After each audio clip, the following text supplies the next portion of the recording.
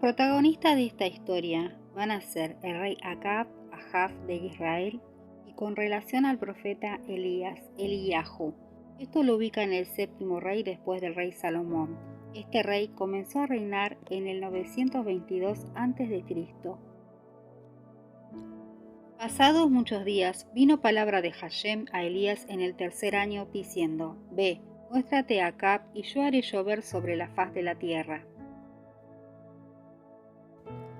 Rey Ahab, rey del norte, comenzó a reinar en el 922 a.C., séptimo rey de la dinastía de Jeroboam. La profecía en esta época era oral, todavía no se había consignado una inspiración escrita de Dios. Eran mensajes más que todo de una índole local. La profecía tiene como primer objetivo volver al pueblo a la Torá, y segundo, sacarlo escondido del corazón y hacerlo manifiesto para que se vuelva al Dios vivo. Cuando el apóstol Pablo habló sobre el don de idiomas en Corintios, el don de lengua tiene como objetivo ser señal para el incrédulo. En cambio, la profecía es una señal para que el pueblo se arrepienta. La profecía está redarguyendo a la persona que se supone que se está congregando en la asamblea de Israel, que se ha apartado por alguna razón. Han pasado ya 70 años de la muerte de Salomón en promedio aproximado. Ya se había dividido el pueblo en dos. Estaba el pueblo del norte y del sur, cada uno estaba por su lado. Y acuérdense que el reino del norte empezó mal cuando Jeroboam, que fue el primero que sucedió a la muerte de Salomón, se le dio por la grandiosa idea de poner dos becerros, uno en Dan y otro en Beit-El, para que el pueblo no se fuese a adorar a Jerusalén. Ese es el contexto de la historia. Ya actuó mal. Dios le dijo: te voy a dar 10 tribus, espera instrucciones. Pero ya venía la cita de los tabernáculos. Ahí lo cual nos indica que esta división de terreno se pudo haber dado a mitad de año, cosa que vinieron las citas de las salidas del año: Yom Teruah, Yom HaKippurim, Sukkot y Shemini Atzeret. Este señor dijo: este pueblo se me va a emigrar, a festejar las fiestas a Jerusalén, y esto se me va a quedar vacío, y yo me voy a quedar sin reino. Y toda esa cantidad de temores que comenzó a decir lo que hizo fue llevarlo a cometer un gravísimo pecado de idolatría, y de allí en adelante todos los reyes que vinieron siguieron la misma situación. Dice el relato que cometieron los mismos pecados de Jeroboam. Entonces aquí en el capítulo 18, que estamos hablando del rey Acab, él se había casado con una mujer que para nada le convenía, que se llamaba Jezabel, una malvada mujer enemiga de la profecía. Fue pues Elías a mostrarse a Acab, y el hambre era grave en Samaria. Samaria, Shomrom. Un becerro estaba ubicado en la tribu de Dan, sitio histórico llamado Dan en el norte, y otro en Beit-El. Y Acab llamó a Abdías su mayordomo. Abdías era en gran manera temeroso de Hashem, porque cuando Jezabel destruía a los profetas de Hashem, Abdías tomó a 100 profetas y los escondió de 50 en 50 en cuevas, y los sustentó con pan y agua.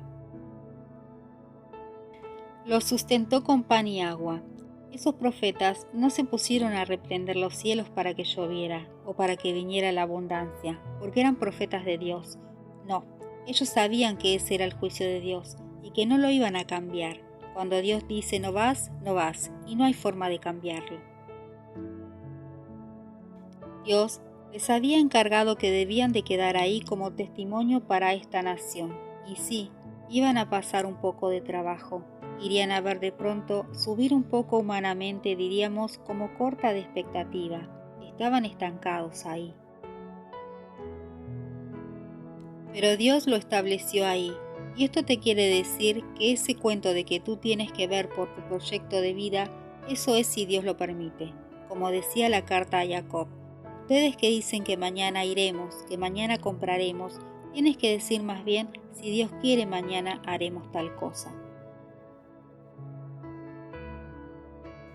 Acab dijo a Abdías: ve por la tierra a todos los manantiales de agua y a todos los arroyos, Quizás hallemos pasto con que podamos conservar con vida a los caballos y a las mulas, y no tengamos que eliminar a alguno de los animales. Se repartieron el territorio entre ellos para recorrerlo. Acab se fue solo por un camino y Abdías se fue solo por otro. Sucedió que cuando Abdías iba por el camino, he aquí que Elías venía a su encuentro, y como lo reconoció, se postró sobre su rostro y preguntó: ¿Eres tú mi señor? Y le respondió: Sí, yo soy. Ve y di a tu señor, Elías está aquí. Pero él dijo: ¿En qué he pecado para que tú entregues a tu siervo en mano de Acab para que me mate? Vive Hashem tu Dios, que no ha habido nación ni reino a donde mi señor no haya enviado a buscarte. Cuando ellos respondían: no está, hacía jurar al reino y a la nación que no te habían hallado. Y ahora tú dices: ve y di a tu señor, Elías está aquí. Lo que sucederá es que después que yo me haya alejado de ti, el Espíritu del Señor te llevará a donde yo no sepa, y habiendo yo ido para informar a Acab, si él no te halla me matará. Tu siervo teme a Hashem desde su juventud. ¿No le han contado a mi señor lo que hice cuando Jezabel mataba a los profetas de Hashem? ¿Cómo escondí en una cueva a 100 de ellos, de 50 en 50, y los sustenté con pan y agua? Y ahora tú dices: ve y di a tu señor, aquí está Elías. Él me matará. Y Elías dijo: vive Hashem Sebaot, a quien sirvo, que hoy me presentaré a él. Entonces Abdías fue al encuentro de Acab y le informó. Acab fue al encuentro de Elías, y sucedió que cuando Acab vio a Elías le dijo: ¿eres tú el que está trastornando a Israel? Ironía: si él es el rey pecador, como rey, como dirigente, este que es profeta de Dios y a este profeta de Dios reconocido le está llamando perturbador de Israel, porque se oponía a todo ese engranaje corrupto apóstata. Acá eran apóstatas, estaban adorando a otro Dios. Y él respondió: yo no he trastornado a Israel, sino tú y tu casa paterna, al haber abandonado los mandamientos de Hashem y al haber seguido a los Baales. La casa de tu padre, tu religión. Ahora pues, manda que se reúnan conmigo en el monte Carmelo todo Israel, los 450 profetas de Baal y los 400 profetas de Asherá, que comen de la mesa de Jezabel. Entonces Acab convocó a todos los hijos de Israel y reunió a los profetas en el monte Carmelo. Y acercándose Elías a todo el pueblo dijo: ¿hasta cuándo serán pojim, inconstante vosotros en dos pensamientos? Si Hashem es Dios, seguidle, y si es Baal, id en pos de él. Y el pueblo no le respondió nada. Pojim, cojear, ser inconstante. A veces está y a veces no está, como desbalancear, porque una persona que es coja tiene una pierna paralizada, no puede dar pasos constantes, y aquí estamos hablando de la inconstancia. Y lo otro implícito de esta palabra posjim tiene que ver primero con la inconstancia, y segundo implícitamente que te estás saltando los mandamientos, te saltas los que no te gustan, y caes en los que te sientes cómodos, y saltas otra vez, y caes otra vez. Eso es ser inconstante. Y la carta de Jacob menciona todo esto. El hombre que es de doble ánimo es inconstante en todos sus caminos, porque estos estaban con Dios y otras veces con Baal. Cuando era mejor las leyes de Dios o tenía algún provecho, la hacían, y si no, hacían la de ellos o lo de Baal. Y por eso les dice: ¿hasta cuándo van a estar ustedes con esa inconstancia y estar saltándose los mandamientos? Pesaj, de aquí viene Pascua, porque el Señor sí se saltó las casas en Egipto, donde estaba la marca de sangre. Yo pasaré por alto esa noche sobre las casas donde esté la sangre. Dios hizo excepciones, saltos. Entonces Elías volvió a decir al pueblo: solo yo he quedado como profeta de Hashem, pero de los profetas de Baal hay 450 hombres. Dennos pues 2 toros, escojan ellos un toro para sí, córtenlo en pedazos y póngalo sobre la leña, pero no pongan fuego. Yo prepararé el otro toro y lo pondré sobre la leña, pero no pondré fuego. Luego, invoquen ustedes el nombre de su Dios, y yo invocaré el nombre de Hashem. El Dios que responda con fuego, ese es Dios. Todo el pueblo respondió y dijo, bien dicho. Esto te enseña por principio que la mayoría no tiene la razón, el que tiene la razón la tiene. Elías persistió en que el pueblo hablase, importante para todos los efectos. Entonces tenía que asegurarse qué estaba pasando por la mente de esta gente, y les sacó respuesta, está bueno el asunto. Entonces Elías dijo a los profetas de Baal, escojan el toro y prepárenle ustedes primero, porque ustedes son la mayoría. Invoquen el nombre de su Dios, pero no pongan fuego. Ellos tomaron el toro que les fue dado y lo prepararon. Luego invocaron el nombre de Baal desde la mañana hasta el mediodía, diciendo, oh Baal, respóndenos. Pero no hubo voz ni quien respondiera. Mientras tanto ellos danzaban junto al altar que habían hecho. Y sucedió que hacia el mediodía, Elías se burlaba de ellos diciendo, griten a gran voz, porque es un Dios. Quizás está meditando, o está ocupado, o está de viaje. Quizás está dormido y hay que despertarlo. Ellos clamaban a gran voz y se sajaban el cuerpo con espadas y con lanzas, conforme a su costumbre, hasta hacer chorrear la sangre sobre ellos. 6 horas clamando y nada, eso tendría que haberlos confrontado. Pasó el mediodía, y ellos siguieron gritando frenéticamente hasta la hora de ofrecerse el sacrificio, pero no hubo ninguna voz, ni quien respondiera ni escuchase.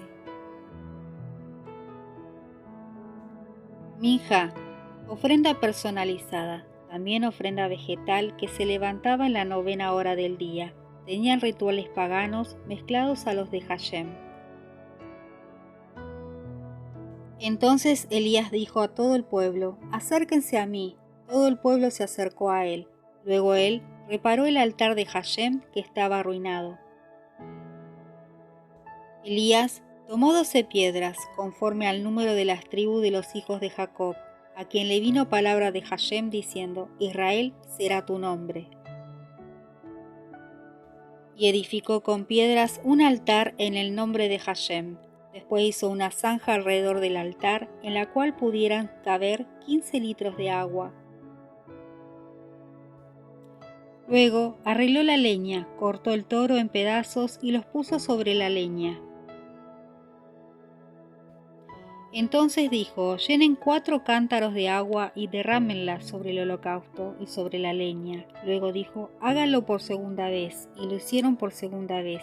Dijo aún, háganlo por tercera vez, y lo hicieron por tercera vez.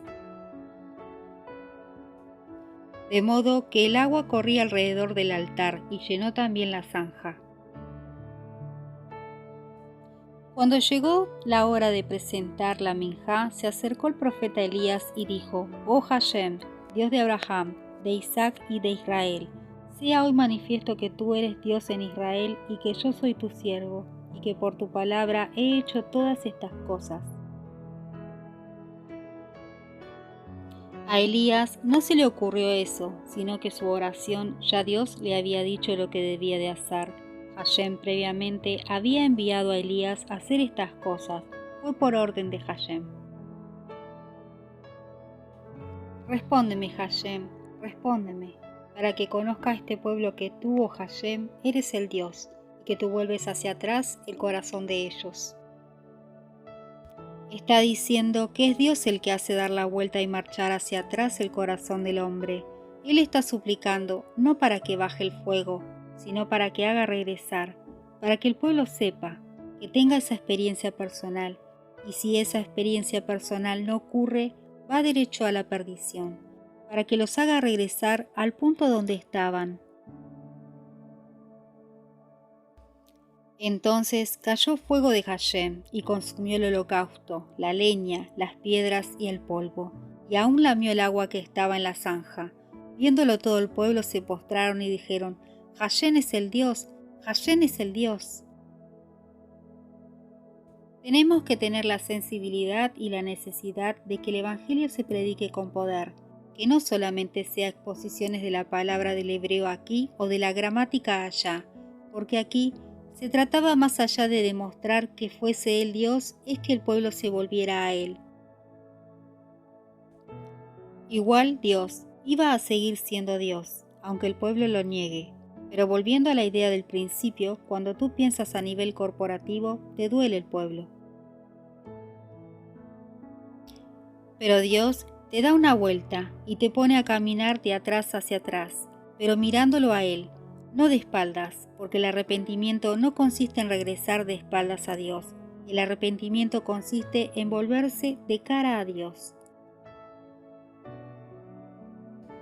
Alguien puede volverse de espaldas a Dios cuando sufre una consecuencia de un pecado y se aleja de lo que le hizo mal, pero no le ha dado la cara a Dios, y darle la cara a Dios significa confrontarte con Dios, confesar delante de Dios, reconocer el rostro de Dios, y eso te va a desmenuzar.